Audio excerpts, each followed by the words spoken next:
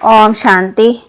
16 जनवरी 2026 के बाबा के मधुर महावाक्य। बाबा कहते, मीठे बच्चे, तुम जो भी कर्म करते हो उसका फल अवश्य मिलता है। निष्काम सेवा तो केवल एक बाप ही करते हैं। तुम जो भी कर्म करते हो उसका फल अवश्य मिलता है। निष्काम सेवा तो केवल एक बाप ही करते हैं। प्रश्न, ये क्लास बड़ा वंडरफुल है। कैसे? यहाँ मुख्य मेहनत कौन सी करनी होती है? ये क्लास बड़ा वंडरफुल है। कैसे? यहाँ मुख्य मेहनत कौन सी करनी होती है? उत्तर, यही एक क्लास है जिसमें छोटे बच्चे भी बैठे हैं और बूढ़े भी बैठे हैं। ये क्लास ऐसा वंडरफुल है जो इसमें वहाँ कहते अहलाएं कुब्जाएं साधु भी आकर एक दिन यहाँ बैठेंगे। यहाँ है ही मुख्य याद की मेहनत। याद से आत्मा शरीर की नेचर क्योर होती है, परंतु याद के लिए ज्ञान चाहिए। गीत रात के राही थक मत जाना, सुबह की मंजिल दूर नहीं। बागदे थकना नहीं है। पढ़ाई में, योग में, सेवा में, धारणा में, गुणों में थकना नहीं है। ओम शांति। मीठे मीठे रूहानी बच्चों ने गीत सुना। रूहानी बाप बच्चों को इसका अर्थ भी समझाते हैं। वंडर तो ये है, गीता अथवा शास्त्र आदि बनाने वाले इसका अर्थ नहीं जानते, हर एक बात का अनर्थ ही निकालते हैं। रूहानी बाप जो ज्ञान का सागर पतित पावन है, वह बैठ इनका अर्थ बताते हैं। राजयोग भी बाप ही सिखाते हैं। तुम बच्चे जानते हो अभी फिर से राजाओं का राजा बन रहे हैं, और स्कूलों में ऐसे कोई थोड़ी कहेंगे कि हम फिर से बैरिस्टर बनते हैं। फिर से ये अक्षर किसी को कहने आएगा ही नहीं। तुम कहते हो हम 5000 वर्ष पहले मिस्र, फिर से बेहद के बाप से पढ़ते हैं। ये विनाश भी फिर से होना है जरूर। कितने बड़े बड़े बम बनाते रहते हैं, बहुत पावरफुल बनाते हैं, रखने लिए तो नहीं बनाते। ये विनाश भी शुभ कार्य के लिए है ना। तुम बच्चों को डरने की कोई दरकार नहीं है। ये है कल्याणकारी लड़ाई। बाप आते हैं कल्याण के लिए। कहते हुए बाप आकर के ब्रह्मा द्वारा स्थापना, शंकर द्वारा विनाश का कर्तव्य कराते हैं। सो भी ये बम आदि हैं ही विनाश के लिए। इनसे जास्ती और कोई चीज़ हो ही नहीं सकती। साथ साथ नेचुरल कैमिटीज़ भी होती है, उनको कोई ईश्वरीय कैमिटीज़ नहीं कहेंगे। ये कुदरती आपदाएं ड्रामा में नोंद है। ये कोई नई बात नहीं है। कितने बड़े बड़े बम बनाते रहते हैं, कहते हैं हम शहरों के शहर ख़त्म कर देंगे। अभी जो जापान की लड़ाई में बम चलाए, ये तो बहुत छोटे थे, अभी तो बड़े बड़े बम बनाए हैं। बाबा कहते जब ज़्यादा मुसीबत में पड़ते, सहन नहीं कर सकते, तो फिर बम शुरू कर देते हैं। कितना नुकसान होता है। अरबों रुपया खर्च करते हैं। इन बनाने वालों की तनख्वाह भी बहुत होती है। तो तुम बच्चों को खुशी होनी चाहिए। बाप कहते हैं पुरानी दुनिया का विनाश होना है। तुम बच्चे नई दुनिया के लिए पुरुषार्थ कर रहे हो। वह कहता है कि पुरानी दुनिया खत्म होनी है जरूर। बच्चे समझते हैं कलयुग में क्या, सतयुग में क्या होगा।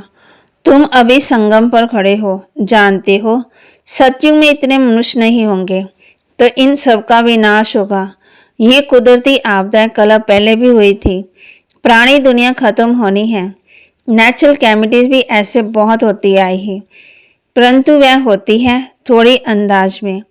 अभी तो ये पुरानी दुनिया सारी खत्म होनी है। तुम बच्चों को तो बहुत खुशी होनी चाहिए। हम रूहानी बच्चों को परम पिता परमात्मा बाप बैठ पढ़ाते हैं, समझाते हैं ये विनाश तुम्हारे लिए ही हो रहा है। ये भी गायन है रुद्र ज्ञान यज्ञ से विनाश ज्वाला प्रज्वलित हुई। कई बातें गीता में है जिनका अर्थ बड़ा अच्छा है, परंतु कोई समझते थोड़ी है। वह शांति मांगते रहते हैं। तुम कहते हो जल्दी विनाश हो तो हम जाकर सुखी होवें। बाप कहते हैं सुखी तब होंगे जब सतो प्रदान होंगे।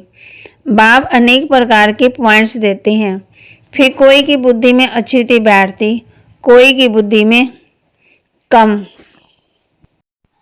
तो बाप कहते बुढ़ियाँ समझती हैं शिव बाबा को याद करना है, बस उनके लिए समझाया जाता है अपने को आत्मा समझ बाप को याद करो। फिर भी वर्षा तो पा लेती है, साथ में रहती है। प्रदर्शनी में सब आएंगे। अजामिल जैसी पाप आत्माएं, घनकाएं आदि सब का उद्धार होने का है। मैं बाबा कहते गांधी जी भी तो कोई भी भेदभाव नहीं करते थे, साथ में खाते थे। बाप तो और भी मना नहीं करते, समझते ही इनों का भी कल्याण करना है। काम से कोई कनेक्शन नहीं है, आत्मा रूप में सब भाई भाई हैं। इसमें सारा मदार है बाप के साथ बुद्धि योग लगाने का।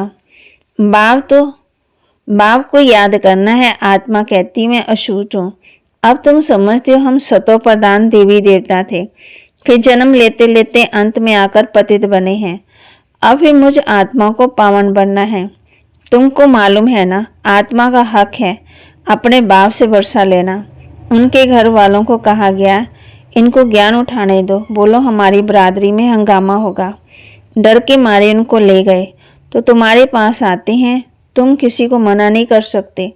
गाया हुआ है ना, अबलाएं गुनकाएं बेलनियाँ साधु आदि सब का कल्याण करना है। साधु लोगों से लेकर सब तक भीलनी तक। तुम बच्चे अभी यज्ञ की सर्विस करते हो तो इस सर्विस में बहुत प्राप्ति होती है, बहुतों का कल्याण हो जाता। दिन प्रतिदिन प्रदर्शनी सर्विस की बहुत वृद्धि होगी। बाबा बैजिस भी बनवाते रहते हैं, कहाँ भी जाओ इस पर समझाना है। ये बाप है, ये दादा है, ये वर्षा है, ये बाप का वर्षा है। अब बाप कहते मुझे याद करो तो तुम पावन बन जाएंगे। गीता में भी है ना, माँ में कम याद करो, फिर उनसे मेरा नाम उड़ाए, बच्चे का नाम दे दिया है। भारतवासियों को ये भी पता नहीं कि राधे कृष्ण का आपस में क्या संबंध है। उनकी शादी आदि की हिस्ट्री कुछ भी नहीं बताते। दोनों अलग अलग राजधानी के हैं। ये बातें बाप बैठ समझाते हैं। अगर ये समझ जाए तो कह दे कि शिव भगवानोवाच, तो सब उनको भगा दे। कहें तुम ये फिर भी कहाँ से सीखे हो, वह कौन सा गुरु है। कहें बीके हैं, सब बिगड़ जाएं, गुरुओं की रजाई चट हो जाए। ऐसे बहुत आते हैं जो लिख कर भी देते हैं, फिर गुम भी हो जाते हैं। बाप को याद भी करते हैं, सेवा भी करते हैं, फिर बाबा कहते गुम भी हो जाते। बाप बच्चों का कोई भी तकलीफ नहीं देते, बहुत सहज युक्ति बताते हैं। कोई को भी बच्चा नहीं होता तो भगवान को कहते बच्चा दे दो। फिर मिलता है तो उनको बड़ी अच्छी परवरिश करते, पढ़ाते हैं। फिर जब बड़ा होगा तो कहेंगे अपना धंधा करो। बाप बच्चों को परवरिश करो, उनको लायक बनाते हैं तो बच्चों का सर्वेंट ठहराना। ये बाप बच्चों को सेवा कर साथ ले जाते हैं। वो लौकिक बाप समझेगा बच्चा बड़ा हो तो अपने धंधे में लग जाए, फिर हम बूढ़े होंगे तो हमारी सेवा करेगा। ये बाप से सेवा नहीं मांगते, ये है ही निष्काम। लौकिक बाप समझते हैं जब तक जीता हूँ तब तक बच्चों का फर्ज है हमारी संभाल करना। ये कामना रखते हैं। ये बाप तो कहते हैं मैं निष्काम सेवा करता हूँ, हम राजाई नहीं करते। मैं कितना निष्काम हूँ। और जो कुछ भी करते हैं तो उसका फल उनको जरूर मिलता है। ये तो है ही सबका बाप। कहते हैं मैं तुम बच्चों को स्वर्ग की राजाई देता हूँ। तुम कितना ऊंच पद प्राप्त करते हो, मैं तो सिर्फ घर पे रहता शांति धाम। सो तो तुम भी हो परंतु राजाई लेते हो। बाप कहते वहाँ के मालिक हो ना, और गवाते भी हो। हम राजाई नहीं लेते न गवाते। हमारा ड्रामा में ये पाठ है। तुम बच्चे सुख का वर्षा पाने का पुरुषार्थ करते हो, बाकी सिर्फ शांति मांगते हैं। वो गुरु लोग कहते हैं सुख आंग विष्ट समान है, इसलिए वे शांति भी चाहते हैं। मैं सब नॉलेज उठा ना सके, उन्हों का सुख का पता ही नहीं। बाप समझाते शांति और सुख का वर्षा देने वाला एक मैं ही हूँ। सज्जु त्रेता में गुरु होता ही नहीं है, वहाँ रावण ही नहीं है, वह है ही ईश्वरीय राज्य। ये ड्रामा बना हुआ है, ये बातें और किसी की बुद्धि में बैठेगी नहीं। तो बच्चों को अच्छी रीति धारण कर और ऊंच पद पाना है।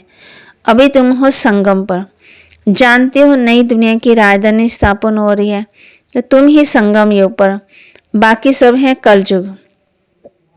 वह तो कलप की आयु ही लाखों वर्ष क्या देते, घोर अंधेरे में है। गायब भी हुआ है ना, कुंभकर्ण की नींद में सोए पड़े। विजय तो पांडवों की गाई हुई है। तुम तो ब्राह्मण यज्ञ ब्राह्मण ही रचते हैं। ये तो सबसे बड़ा बेहद का भारी ईश्वरीय रुद्र यज्ञ है। ये हद के यज्ञ अनेक प्रकार के होते, ये रुद्र यज्ञ एक ही बार होता। सच्चु त्रेता में फिर कोई यज्ञ होता ही नहीं, क्योंकि वहाँ कोई आपदा आदि बात ही नहीं है। वह सब है हद के यज्ञ। ये है बेहद का, ये बेहद का बाप रचा हुआ यज्ञ है, बेहद के बाप का, जिसमें बेहद की आहुति पड़नी है। फिर आधा कल्प कोई यज्ञ नहीं होगा, वहाँ रावण राज्य ही नहीं। रावण राज्य शुरू होने से फिर ये सब शुरू होते। बेहद का यज्ञ एक ही बार होता, इसमें ये सारी पुरानी सृष्टि स्वाह हो जाती। यह है बेहद का रुद्र ज्ञान जग। इसमें मुख्य ज्ञान और योग की बात है। योग अर्थात याद। याद अक्षर बहुत मीठा है। योग अक्षर कॉमन हो गया है। योग का अर्थ कोई भी नहीं समझते, तुम समझा सकते हो। योग अर्थात बाप को याद करना। बाबा आप तो हमको वर्षा देते हो बेहद का। आत्मा बात करती है, बाबा आप फिर से आए हो। हम तो आपको भूल गए थे। आपने हमको बादशाही दी थी और फिर आकर के मिले हो। आपकी श्रीमत पर हम जरूर चलेंगे। ऐसे से अंदर में अपने साथ बातें करनी होती है। बाबा आप तो हमें बहुत अच्छा रास्ता बताते हो। हम कलप भूल जाते हैं, अभी बाप फिर अब भूल बनाते हैं। इसलिए अब बाप को याद करना है, याद से ही वर्षा मिलेगा।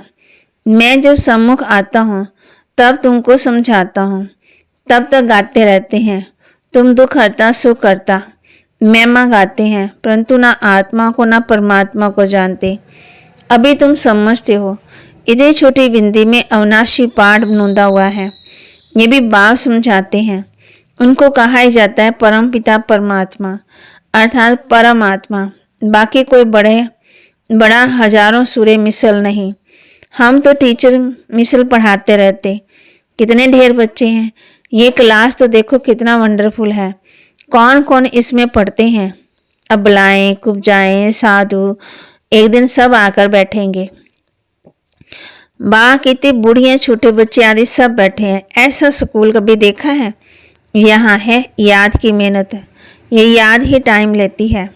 याद का पुरुषार्थ करना ये भी ज्ञान है ना। याद के लिए भी ज्ञान, चक्कर समझाने के लिए भी ज्ञान। नेचुरल सच्चा नेचर क्योर इसको कहा जाता है। तुम्हारी आत्मा बिल्कुल प्योर हो जाती, वह होती है शरीर की भी। ये हुआ आत्मा की एक क्योर। आत्मा में ही खाद पड़ती, सच्चे सोने का सच्चा जेवर होता है। अभी यहाँ बच्चे जानते हैं शिव बाबा सम्मुख आया है। बच्चों को बाप को जरूर याद करना है। हमको वापस जाना है, इस पार से उस पार जाना है। बाप को, वर्षे को और घर को याद करो। वह है स्वीट साइलेंस होम। दुख होता है अशांति से, सुख होता है शांति से। सत्युग में सुख शांति संपत्ति सब कुछ है। वहाँ लड़ाई झगड़े की बात ही नहीं है। बच्चों को यही फुरना होना चाहिए।